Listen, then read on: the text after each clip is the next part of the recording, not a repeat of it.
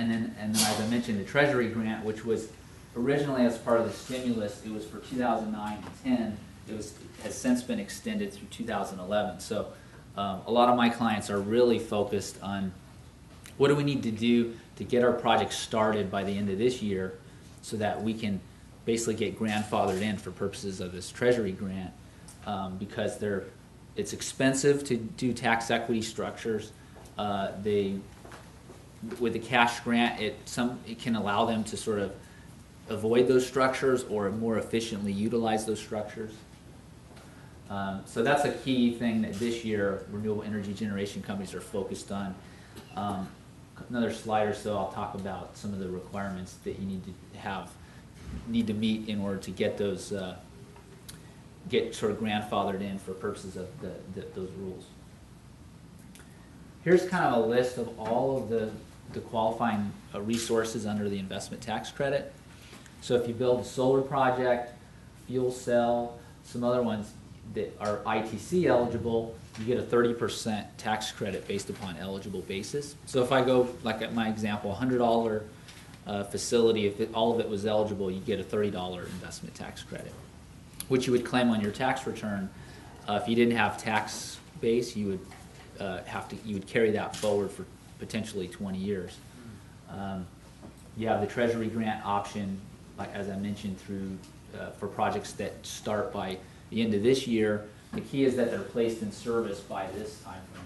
So for solar, that's a big deal that you have until 2016 to actually place that project in service. That's a nice time frame to plan projects out. You know, Dirk was talking about it takes 4 or 5 years to get these utility scale projects built, and so that's a time frame that you can work under to build a pipeline of projects. Earlier this week, I was actually up in Anaheim. There's a national wind power conference, and unfortunately, wind power doesn't have that luxury. The credits there are only through 2012, and so the wind power industry is very much in it. Let's execute now mode, and let's get our projects grandfathered for the grant and built and finished by 2012. And anything beyond that is subject to, what happens with the election. Everybody, there's intense lobbying to say, let's get this extended on par with solar through 2016.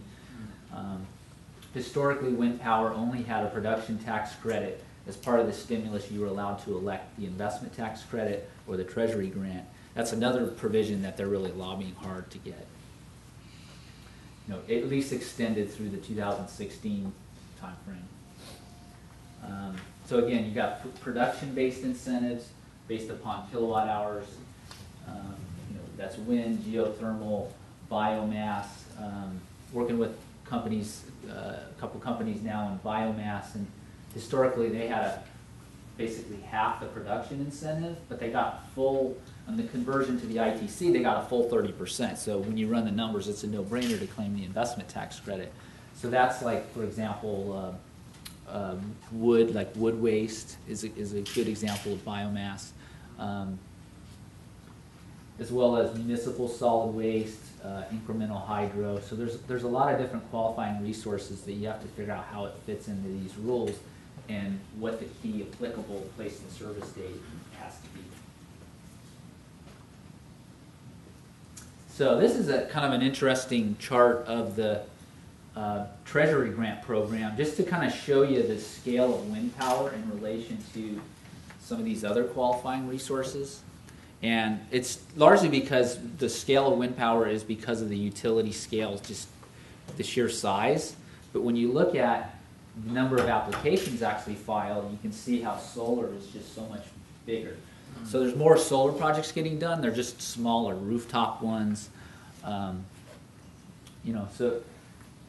I have several clients that are in a part of the utility scale Department of Energy loan guarantee program. So they're going to have very big solar projects that are going to get grandfathered in the Treasury grant. So I think some of those projects are going to start to skew that graph a little bit as some of these solar projects get built out, and wind power is in sort of a flat phase right now. Although people are trying to execute through 2012, but it's the fact that you can get solar projects grandfathered in 2011 and still placed in service in potentially, 2014, 15, 16 and still be grant eligible means that chart's probably going to change as things are built out.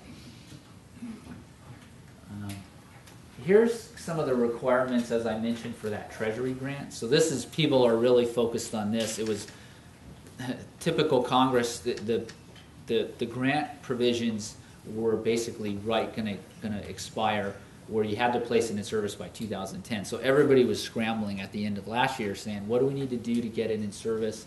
There's an independent accountant certification requirement as part of that. So Deloitte was really scrambling, working with the Treasury on some of the subtleties in the guidance. And then Congress came along right at the end as part of the Bush tax cut bill to extend the Treasury grant one more year. And so hopefully companies are going to, and we're going to try to really make them get ahead of the curve so there's not such a big crunch, right during Christmas time to get all the documentation done to get projects grandfathered in. There's two ways to do it. There's physical work of a significant nature, which basically means if you're building a project, dirt has to be turning over. You have to be doing things beyond just preliminary activities. If you don't get up to 5%, you can still be considered to be under construction. You just need this continuous requirement, which the luxury of needing a 5% safe harbor and basically getting enough activities going that you incurred more than 5% of the projected eligible basis is it takes that continuous requirement off the table. So you can stop construction because there's some hiccup and restart again, and it doesn't impact your grandfather status, which is very important from a financing standpoint because a lot of these projects, they're trying to go out and get a grant bridge loan, or they're trying to line up other financings that if there's this risk of a stop and the project not being grandfathered for the grant, that's a big deal. So people do what they can to meet that 5% safe harbor.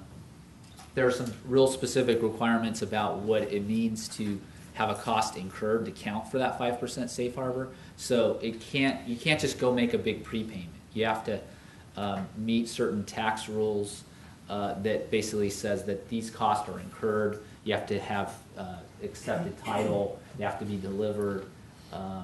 There's some rules that lax that a little bit, where you can actually take delivery within 3.5 months. If you make a prepayment, like on December 31, 2011, you have 3.5 months to actually take delivery and still have it count.